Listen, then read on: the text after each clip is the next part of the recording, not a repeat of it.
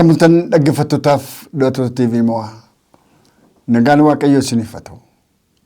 Ganama kana sagalee Waaqayyoo qabadhee fuula keessan kanan jiru Alluu Baqannoo Galaanii jedhama. Waaqayyoo gooftaan keenya ganama kana immoo sagalee isaa qabatee gara keenya dhufeera. Nummoo qalbii keenya sassaabannee gara isaa akka dhufnu Waaqayyo nu gargaaru. Ergaa Yohaannis duraa boqonnaa 5 irraa lakkoofsa 1 hanga 5 dubbisa maqaa Waaqayyo isa jiraataatiin. Yesuus kun Masiihicha ta'uusaa namni amanu hundinuu mucaa Waaqayyooti. Isa dhalche sana namni jaallatu isa abbichatti dhalates immoo in jaallata. Waaqayyoon yommuu jaallannu abboommi isaas yommuu goonu ijoollee Waaqayyoo jaallachuu keenya in hubanna. Waaqayyoon jaallachuu jechuunis abboommota isaa eeguudha. Abboommotni isaa immoo ba'aa ulfaatoo miti. Sababii namni mucaa Waaqayyoo ta'e hundinuu biyya lafaa mo'uuf ba'aa ulfaatoo ittiin ta'in humni ittiin biyya lafaa mo'amu kunis amantii keenya. Eenyutu biyya lafaa mo'uu danda'a? Yesuus ilma Waaqayyoo ta'uusaa nama amanu duwwaatu biyya lafaa mo'uu danda'a. Ameen. Haakadan. Gooftaa waan nagaan nu bushitee ifa bagagii barii kan ammoo booruu baqaqe kan ammoo waan nu agarsiifteef si haa galatu. Obboroo kan ammoo si galateeffannaa nagaan buluu keenyaaf maqaan kee olola jedhu. Sagalee dinqisiisaa sagalee hafuura qulqulluun namatti ergu san ammoo dhaga'uu akka dandeenyu gurra qalbii keenyaa nuu bani. Nu hadoochee du'aa wayii kan nu godhu ayifatamu. Nu gargaari maqaa Yesuus Kiristoos neencichaan. Ameen. Waa'ee amantiin biyya lafaa mo'uuti kutaan har'aa kun. Amantiidhaan biyya lafaa mo'u jedhama mata dureen isaayyuu. Biyyi lafaa kuni waan baay'ee of keessatti qaba. Hawwii qaba. Miira hamaa qaba. Bara jijjiiramu qaba. Hafuurri hamaan jira. Namoonni gegeddaramu. Biyya lafaa kana wantooti nama hawwatan baay'eedha. Isaan nama mo'atan kana. Isaan nama hawwatanii laphee nama hatuu barbaadan kana. Karaarraa miilli namaa akka dogoggoru warra godhan kana. Mo'uun kan danda'amu Yesuus Kiristoosin amanuudha jedha. Kanaaf namoonni ani kiristaana ani nama Waaqayyootiif hin jettanii Yesuus kun Masiihicha ta'uusaa namni amanu hundinuu mucaa Waaqayyooti. Masiihicha isa ergame. Masiihicha isa Waaqarraa dhufe. Isa Waaqayyo addunyaa kanatti erge mucaa xinnoo tokko godhe. Isa mootummaa Waaqayyoo bal'isuu ammayya sanaa fi caalafa buusee dagaagsuu isa dhufe. Isatti amanuudha jedha. Ani waa'ee warra waldaa utuu hin dhufiin bakkee taa'anii baay'ee nan dhibu. Warrumti waldaa keessa guunnee faarfannu ililchinu lallabnu kun dhugumaanii Waaqayyoon amanaa jirraayi. Dhugumaan Waaqayyoon sodaachaa jirraayi.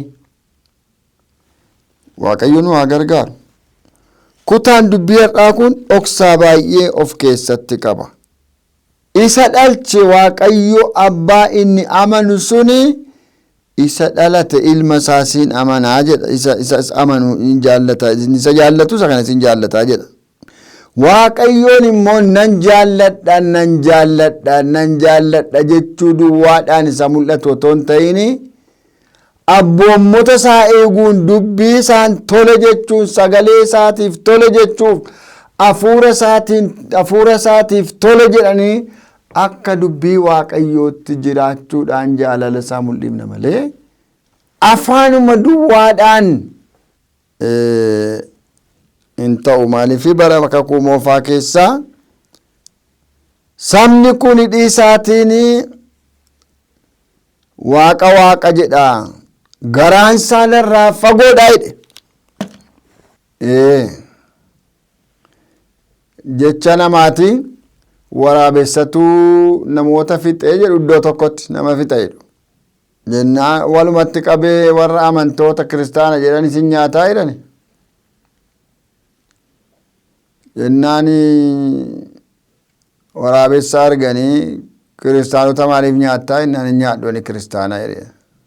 Kakuudha kakuudha. Hin nyaattu ka kiristaanota hin nyaadhu.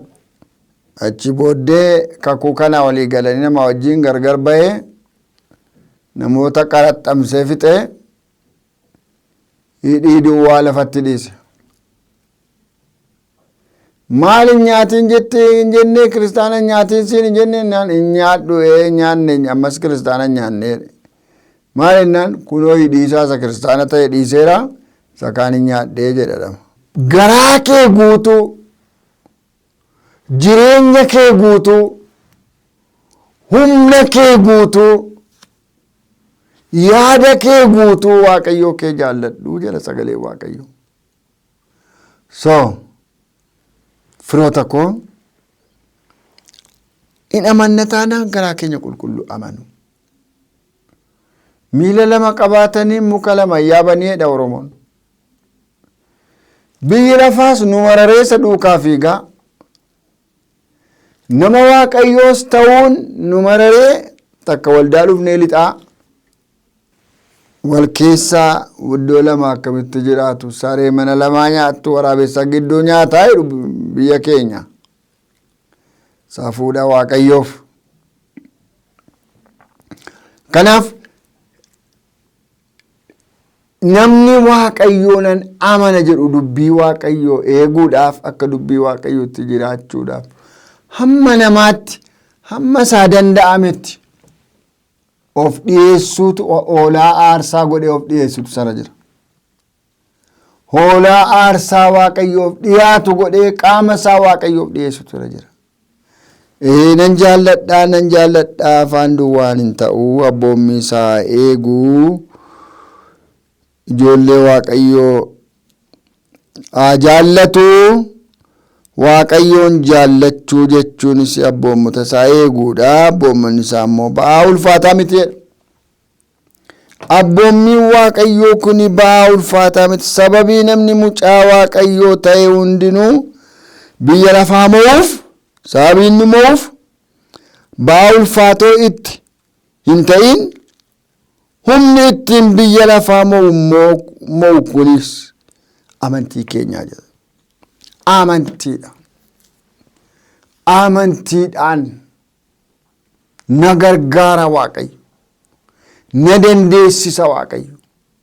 Na moosisa waaqayyo. Cubbuun na kooltee kana kee fuudha waaqayyo. Dhiiga isaatiin na dhiqee na qulleessa waaqayyo. Biyya lafaa isa nama rooraasu kana roora'uu sana keessaa fuudhee waaqayyo na tasgabbeessa waaqayyo nan amana. Harka na qaba waaqayyo jedhanii amanuun. Waa'ee amantii Ibroota boqonnaa 11 irratti dubbata.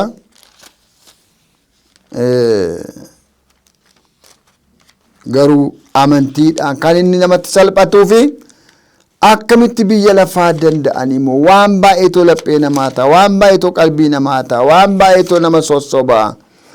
Akkamitti danda'ama isa jedhu dubbachuu barbaada namni baay'een. Garuu waan ittiin danda'amu amantiidhaani.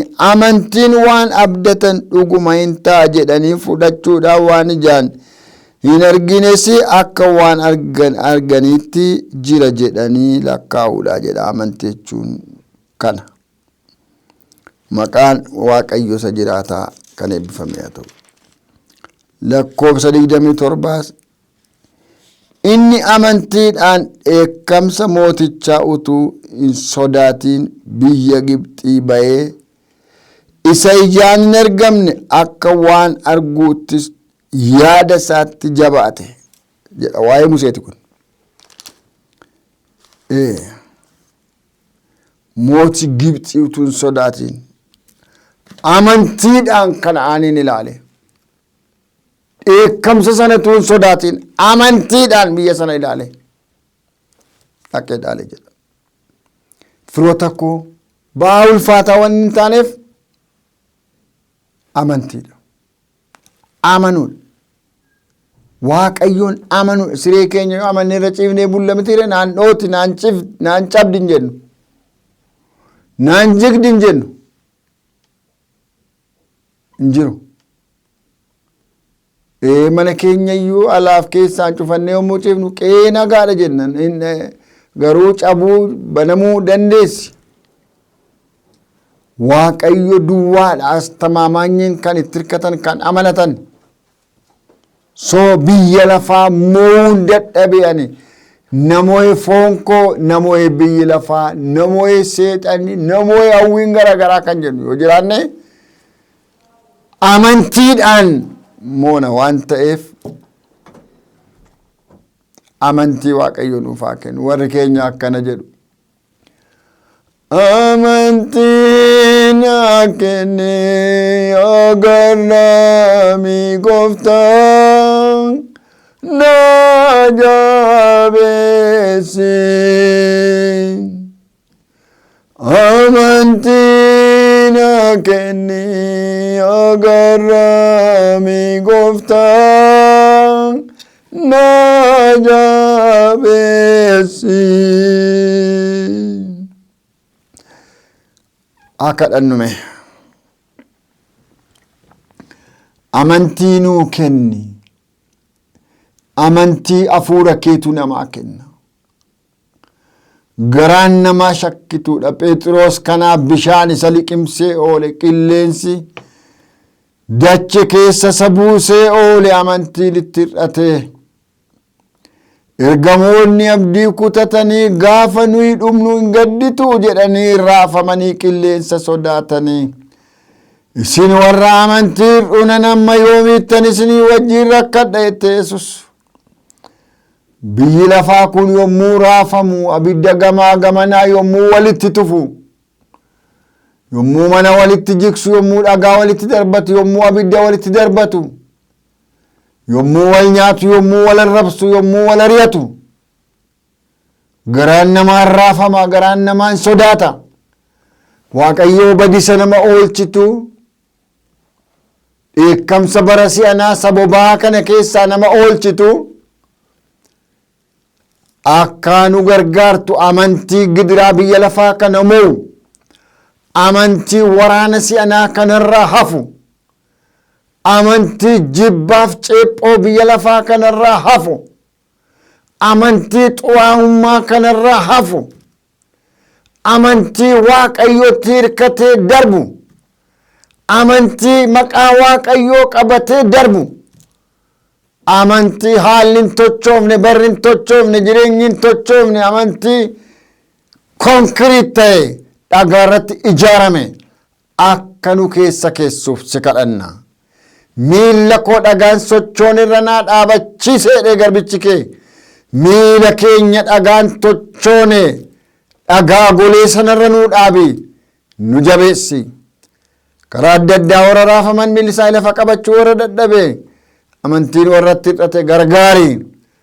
Na gargaari firoota koo gargaari. Biyya nagaa nu oolchi maqaa gooftaa keenyaa Yesus Kiristoos doomee ka'e sanaan. Ameen. Garaa keessanii gara Waaqayyootti ol fudhadhaa eebba fudhadhaa.